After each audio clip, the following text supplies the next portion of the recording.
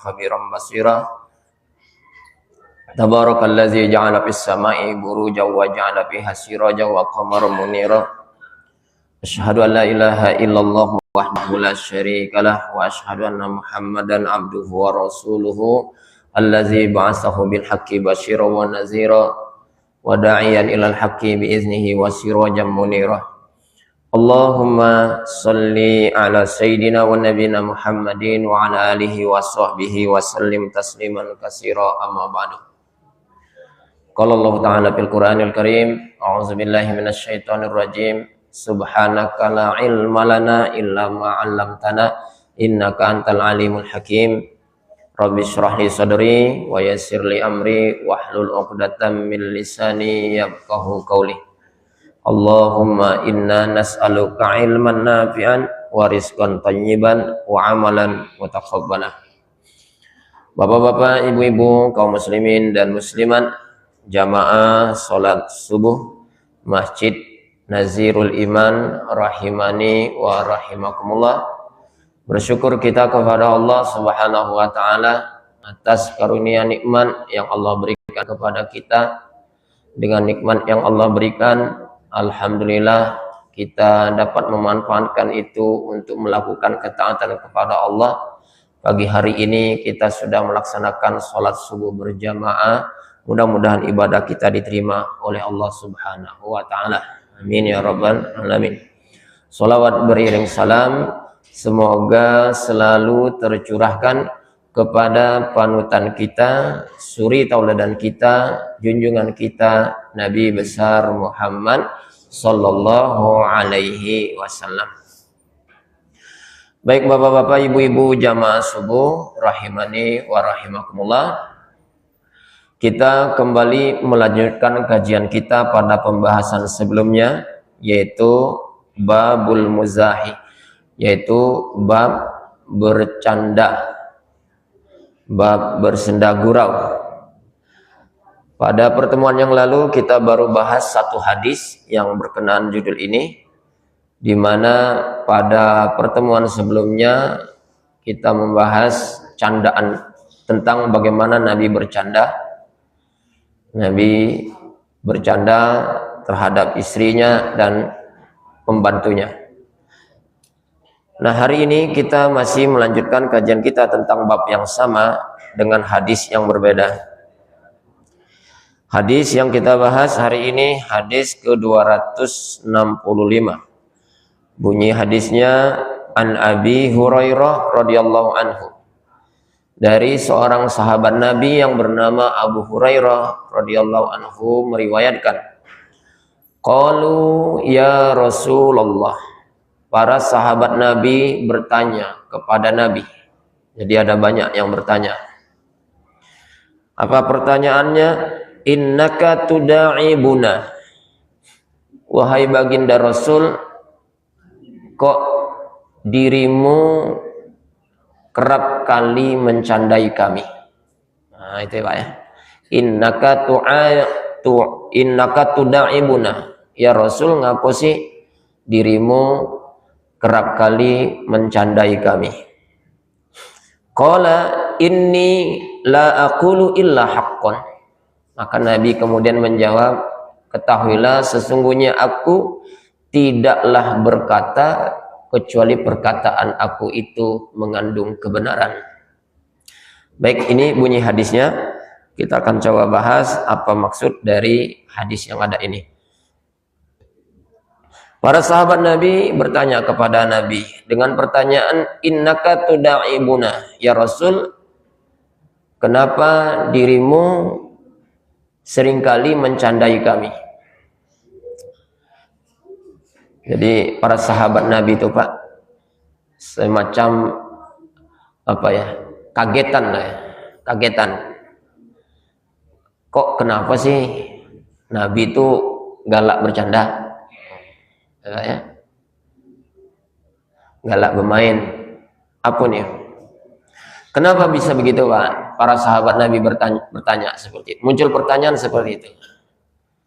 Karena barangkali kesan yang ada di sahabat Nabi, Nabi itu adalah sosok yang mestinya serius. Nabi itu sosok yang mesti apa?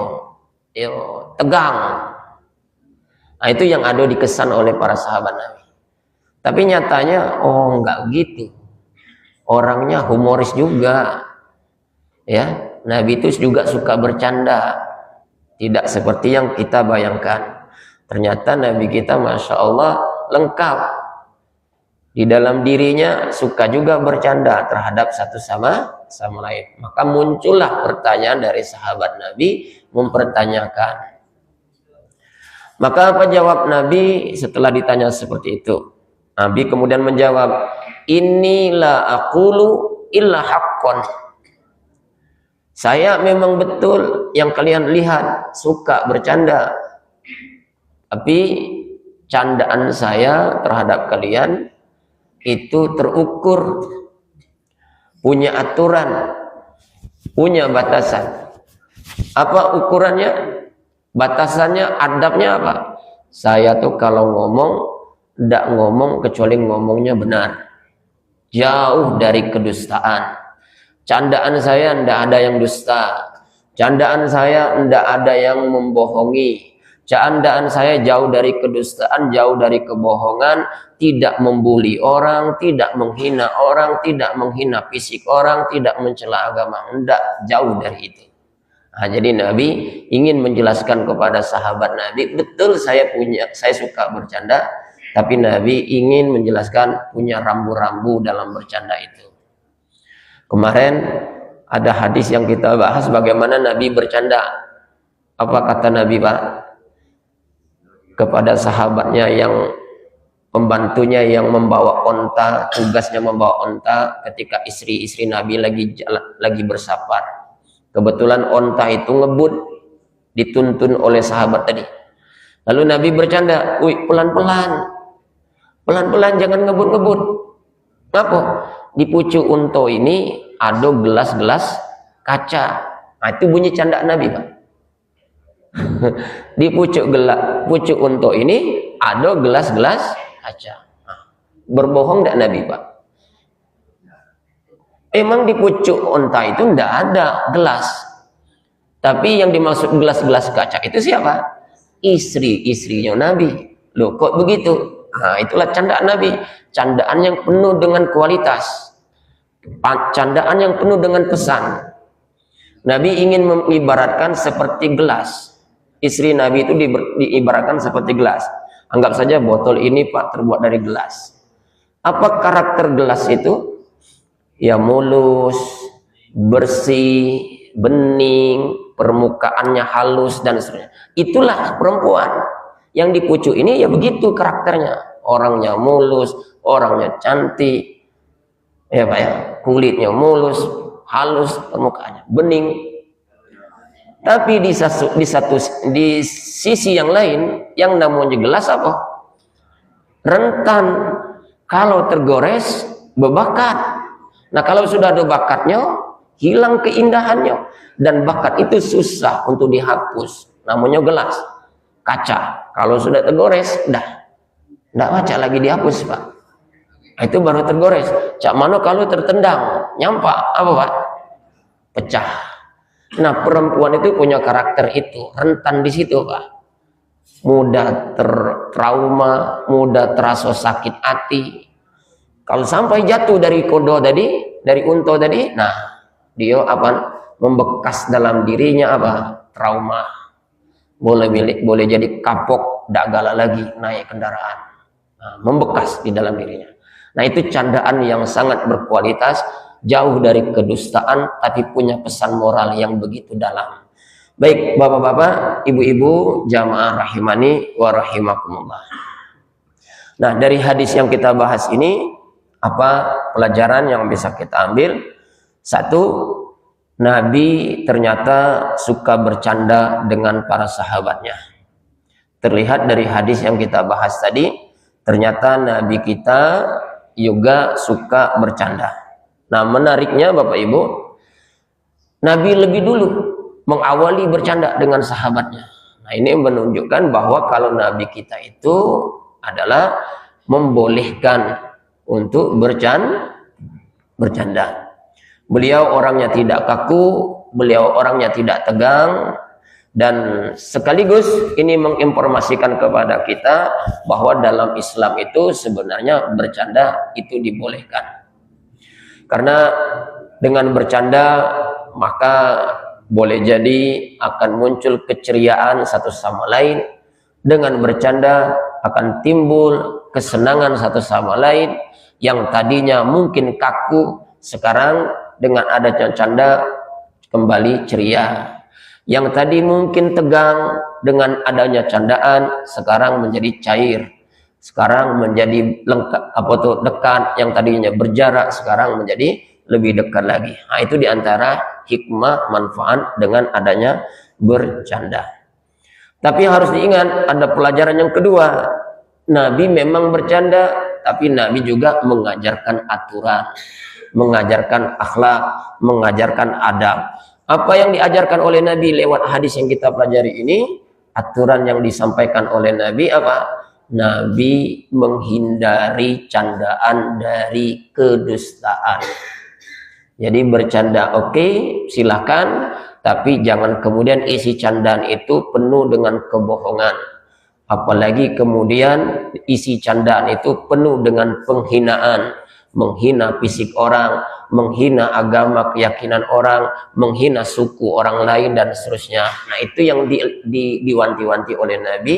Bercanda tapi tetap ada aturan akhlak dan adab yang disampaikan oleh Nabi kita, Nabi Muhammad Sallallahu Alaihi Wasallam. Poin ketiga, Bapak Ibu, pelajaran yang bisa kita ambil adalah perlu bagi kita bertabayun. Apa bertabayun tuh, Pak? Hah? Bertabayun, mengklarifikasi. Ya, Pak ya. Kalau antara kita kemudian ada sesuatu yang mengganjal, belum ada kepastian, maka ada tuntutan kebolehan bagi kita untuk bertabayun, mempertanyakan, minta kejelasan, minta klarifikasi. Supaya apa? Supaya tidak ada miskomunikasi, supaya tidak ada suuzon. Nah, itulah yang dicontohkan dengan sahabat Nabi. Yang kesan di para sahabat Nabi itu ya uangnya cah ini, mestinya uangnya tegas, mestinya uangnya tegang, mesti uangnya serius. Tapi begitu melihat kok Nabi uangnya suka bercanda, nah itu kan menimbul pertanyaan. Maka sahabat tidak berdiam diri, bertanya langsung kepada Nabi, kok begitu ya Rasul? Nah, pertanyaan ini mengajarkan kepada kita supaya tidak ada supaya tidak ada timbul suuzon, maka perlu kita kemudian bertabayun. Saya pernah mendengar tidak jauh dari kita ini ada seorang dokter, Pak. Dia di usianya sekarang memang sudah lumayan agak tua, tapi duitnya luar biasa, Pak. Banyak duitnya, mobilnya tuh banyak betul.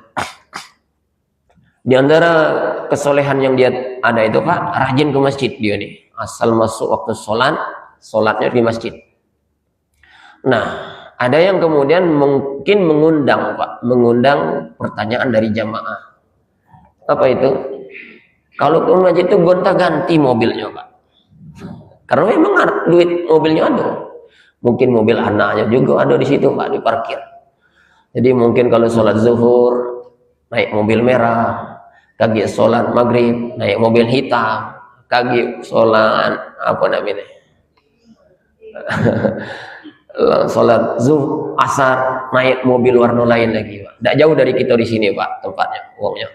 Nanti bisa Bapak buktikan, lihat apa ini anggota ganti mobilnya. Ya.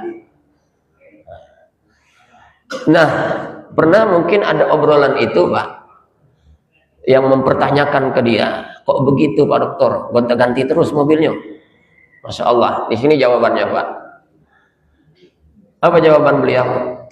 Saya bersyukur kepada Allah dikasih oleh Allah harta, dan saya kepengen harta yang Allah titipkan kepada saya bersaksi di hadapan Allah dengan saksi yang baik. Maka seluruh harta saya ini saya kepengen semuanya bisa bersaksi, bercerita tentang aku. Maka pagi aku kalau punya mobil ini, aku pakai mobil ini, sore kaki ganti mobil yang lain karena dia punya mobil nian, Pak. Supaya semua mobil ini bisa bercerita, ngadu kepada Allah bahwa hartanya dia ini dipakai untuk ketaatan kepada Allah Subhanahu wa Ta'ala. Masya Allah. Kita di luar mungkin punya pandangan apa? Negatif. Tapi yang bersangkutan tidak seperti yang kita duga. Tidak untuk ria, tapi dia dalam rangka bersyukur, ingin semua hartanya bersaksi dalam kebaikan. Nah, Masya Allah, ini kadang-kadang kita ini dari luar itu memang lebih menonjol pandangan negatifnya, tanpa tahu yang sebenarnya dengan orang yang bersangkutan. Silakan nanti bisa dilihat, masjidnya ada di seberang sana. Nah, beliau biasanya sholat di seberang situ, Pak. Baik, bapak-bapak, ibu-ibu, jamaah rahimani wa rahimakumullah. Kita lanjutkan hadis yang kedua, hadis nomor 266. Masih tetap bab bercanda. Bagaimana bunyi hadisnya? An Bakri bin Abdullah. Diriwayatkan dari Bakar bin Abdullah. Qala kana ashabun Nabi sallallahu alaihi wasallam. Para sahabat Nabi, nah ini berarti asar. Asar itu artinya perbuatan para sahabat Nabi.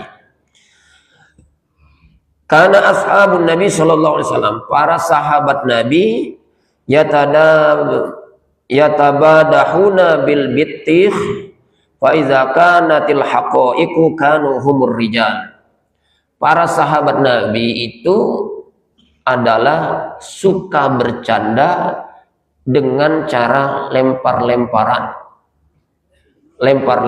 pakai kulit semangkuk. Itu sahabat-sahabat Nabi. Ini bunyi hadisnya, Pak. Sahabat-sahabat Nabi itu kalau lagi riang gembira itu suka bercanda, Pak. Dan tidak tanggung-tanggung candaan mereka dengan cara apa? Lempar-lemparan pakai apa? Kulit semangkuk. Ya mungkin waktu itu buahnya banyak, lagi banyak buah semangkuk. Aku ingat kami masih kecil, mungkin kita pernah ngalami, karena kita tinggal di dusun kita itu berdempetan dengan pinggir sungai. Waduh, kalau musim hujan, kita masih kecil dulu, Pak, main pelosotan pinggir sungai itu, Pak. Sambil apa? Canda-candaan lemparan pakai apa? Pakai lumpur tuh lah, Pak. Lumpur di bulat-bulat, lempar kawan yang lumpur. Nah, itu kita dulu. Tapi kalau ada orang yang tinggal di daerah yang turun salju, bersalju, lempar-lemparnya pakai apa, Pak? Salju juga. Nah, jadi sesuai dengan kondisi tradisi yang ada di sana. Ya mungkin pada saat itu di kalangan sahabat sedang banyak buah. Nah, mereka lempar-lemparan ternyata pakai apa? Buah, lemparan pakai kulit buah semangkuk. Nah, ini apa sih kendak hadis ini, kurang lebih apa, Pak, kendak hadis ini? Tapi lihat, Pak, bunyi hadis berikutnya, Pak. Nah, bunyi hadisnya. Fa iza kanatil haqaiqu kanu humur rijal. Tapi kalau sudah menyangkut urusan yang penting, yang gawe bercanda-canda tadi, Pak, yang bercanda pakai lempar-lemparan. Kalau sudah menyangkut urusan yang penting, urusan yang sangat serius, para sahabat Nabi itu kemudian bangkit kembali menjadi lelaki yang sejati. Ini apa lagi nih, Pak, maksudnya, Pak? Jadi maksudnya gini, Pak. Hadis yang kita bahas ini ingin menginformasikan kepada kita.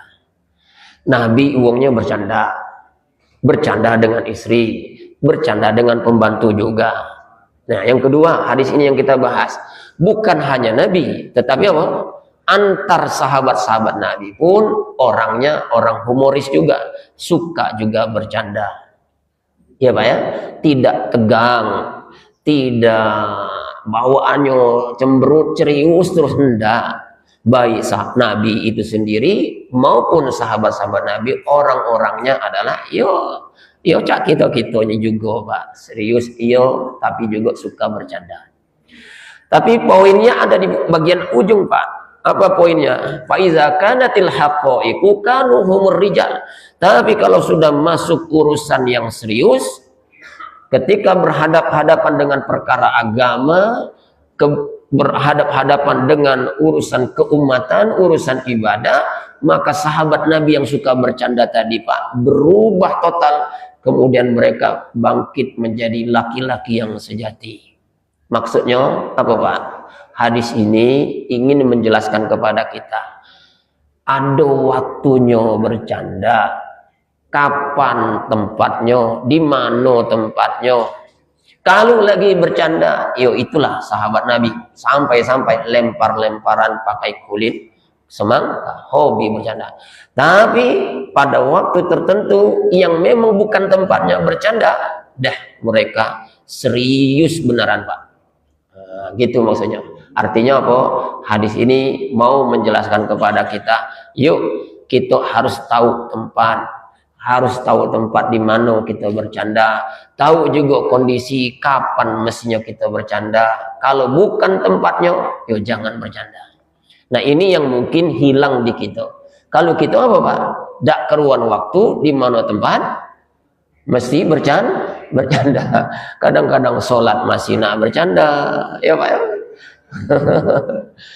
Sahabat Nabi tidak demikian, bercanda iya, tapi urusan sudah masuk yang serius, masalah ibadah, masalah keumatan, dah mereka benar-benar tampil dirinya menjadi lelaki yang sejati. Nah, contoh apa Pak? Contoh, kalau sudah membela umat, membela agama, waduh, laki-laki ini yang sahabat Nabi Pak, tidak kati lagi urusan canda. Misal kapan? Kasus perang Badar. Waduh, perang Badar tuh Pak, tidak tanggung-tanggung Pak. Perang pertama kali dalam Islam yaitu perang Badar. Jumlah pasukan Islam cuma 300 orang. Lawan musuh ini berapa? 1000 orang. 300 meladeni wong 1000. Kalau tidak serius, mampus Pak. Masih nak bercanda waktu perang, habis nih Pak. 300 lawan 1000 berarti satu meladeni wong berapa? 3. Ada yang bisa 4 Pak. Nah pada saat ini sudah menyangkut masalah yang serius, membela agama, membela kehormatan agama, dah tutup. Dak kati istilah lagi main-main, dak kati lagi istilah bercanda. Mereka benar-benar tampil dirinya menjadi laki-laki yang sejati. Dan alhamdulillah, qadarullah, perang Badar pun yang tadinya tidak berimbang dari sisi kuantitas, mereka kemudian umat Islam bisa menang dalam berperang. Ini perang Badar. Ada lagi perang apa Pak? Uhud. Perang Uhud itu menang apa kalah umat Islam Pak? Kita berhenti di awalnya Pak. Perang Uhud itu ada 2 babak sebenarnya. Babak pertama ini yang sering sampai ke kita, tapi kita lupa dengan babak kedua. Babak pertama kalah betul umat Islam, memang kalah. Gara-gara tidak disiplin, tidak mau mengikuti arahan Nabi. Nabi suruh yang ada di Bukit Uhud bertahan, jangan turun. Sebelum ada perintah, jangan turun dari tempat. Tukang manah dari pucuk itu kan, uji Nabi jangan turun sebelum ada perintah berikutnya. Nah ternyata lagi perang, menang umat Islam Pak, kawan kabut mereka. Nah yang di pucuk ini tergiur, nyengok lawan kalah dan banyak meninggalkan harta, tergiur nyengok turun nak merebut harta. Saat bukit ini kosong, orang kemudian balik nyerang dari bukit dan umat Islam kalah, banyak yang tewas, termasuk Nabi luka. Nah kita berhenti di situ pembahasannya Pak, padahal ada berikutnya. Nah di sini Pak, nengok sejatinya sahabat Nabi, benar-benar lelaki sejati. Nengok di babak kedua, ketika umat Islam sudah mulai lumpuh, kalah, orang kafir sudah gembira ria, merasa diri mereka menang dan mereka pulang ke Mekah. Lagi beranjak mau pulang, siap-siap untuk meraih kemenangan, iblis membisiki para kafir Quraisy, "Wih, masih banyak tuh yang ada tuh. Yang luko-luko, yang terkapar itu masih banyak yang bertahan hidup. Kepalang bunuh kalau lah habis jangan ada bersisa. Termasuk Muhammad itu bunuh. Itu bisikan iblis kepada kafir. Padahal mereka sudah mau berangkat. Nah rupanya temakan bisikan iblis. Iyalah kalau macam itu. Kepalang gitu habis ini jangan ada bersisa umat Islam. Nah, putar badan untuk kemudian menghabisi umat Islam. Nabi Muhammad dengan kejadian ini kemudian dapat bisikan dari malaikat Jibril, diinformasikan tuh orang kafir mau lagi menyerang kalian. Maka Nabi Muhammad kemudian tampil lalu mengobar semangat para sahabat Nabi. Hei para sahabat-sahabatku, mereka ingin kembali menghabisi kita. Maka bapak-bapak, disinilah kelihatan laki-laki yang sejatinya para sahabat Nabi apa? Mendapat komando dari Nabi, walaupun dalam keadaan banyak yang berdarah, banyak yang terluka, mereka bangkit lagi semangat untuk meladeni, melawan orang kafir Quraisy. Nah, wong kafir nyingok wong muslim tadi Pak, semangat untuk meladeninya, keder juga Pak, KO juga, mentalnya kalah. Lihat umat Islam tetap semangat mau meladeni, walaupun dalam keadaan banyak yang berluka, banyak yang berdarah. Nah, akhirnya mereka pulang lagi ke Mekah. Nah di posisi ini sebenarnya umat Islam menang dalam perang Uhud. Nah ini karena apa Pak? Lagi-lagi tadi Pak hadis tadi, sahabat-sahabat Nabi memang orangnya suka bercanda. Tapi kalau sudah urusan membela agama, urusan ibadah, urusan perkara-perkara yang serius, mereka tampil menjadi pribadi lelaki yang sejati. Poin pentingnya apa? Kita boleh bercanda, boleh bergurau, tapi tahu tempat. Kapan kita harus bercanda, di mana kita harus bercanda. Kalau sudah masuk wilayah yang memang serius, ya sudah serius, tidak usah lagi bercanda. Tapi kalau memang harus bercanda, jangan serius. Piknik ke mana? Ke Curug misalnya, itu perlu serius apa? Perlu bercanda di situ Pak? Nah, canda di situ Pak, jangan di situ gitu serius. Lagi di masjid bercanda, lagi di piknik malah serius. Nah itu bolak-balik Pak. Jadi ini mengajarkan kepada kita Bapak Ibu jamaah rahimakumullah. Termasuk hadis berikutnya isinya sama, kurang lebih berisi tentang bercanda. Hadis berikutnya Pak, kita akan ketemu bunyi hadisnya. Kalau tadi di awal-awal Nabi yang bercanda dengan istrinya, bercanda dengan pembantunya. Kemudian hadis berikutnya kita bahas sahabat-sahabat Nabi antara satu sama lain juga bercanda. Nah hadis berikutnya Pak, saya coba terjemahkan ringkas saja. Itu kebalikannya, malah istri Nabi mencandai Rasulullah dan disaksikan oleh ibunya Aisyah, yaitu istrinya siapa Pak? Sayyidina Abu Bakar. Nah, istri Nabi pun ternyata mencandai Rasulullah Shallallahu Alaihi Wasallam. Poinnya apa Pak? Ternyata apa? Dalam hidup ini, baik itu antar suami dengan istri, istri dengan suami, antar kita pribadi dengan teman, atau bersama teman, semua kita dibolehkan dalam Islam untuk bercanda. Islam membolehkan bercanda, tapi candaan dalam Islam tentu saja masih tetap ada batasan dan aturannya. Jauh dari kebohongan, jauh dari kedustaan, jauh dari mencela orang lain, menghina agama, menghina suku dan lain sebagainya. Baik bapak-bapak, ibu-ibu, jamaah rahimakumullah, mudah-mudahan kajian yang singkat ini ada manfaatnya untuk kita, dan kepada Allah kami mohon ampun kalau ada salah dan kurangnya. Mari kita tutup kajian kita dengan sama-sama membaca doa kafaratul majlis. Subhanakallahumma wa bihamdika asyhadu an la ilaha illa anta astaghfiruka wa atubu ilaik. Terima kasih. Wassalamualaikum warahmatullahi wabarakatuh.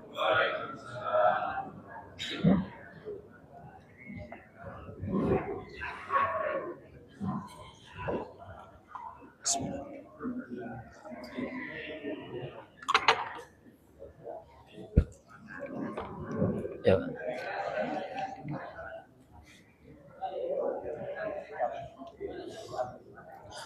Masya Allah, makan model kita Pak.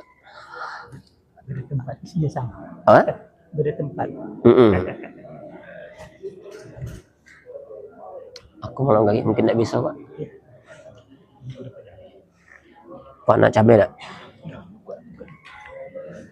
Aku menghindari sekarang Kak. Suara aku nih habis terus.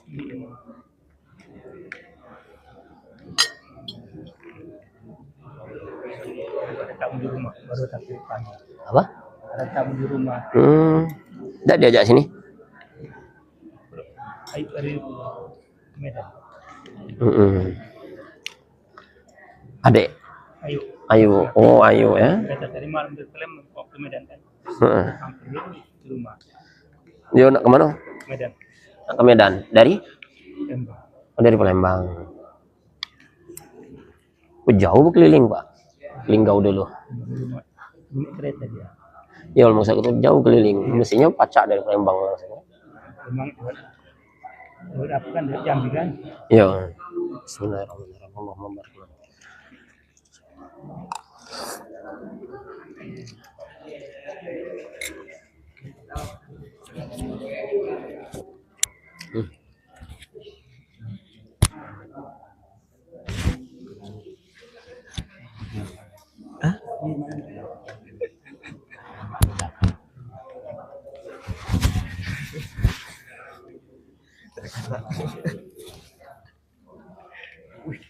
Nontonnya banyak nih Pak Jini.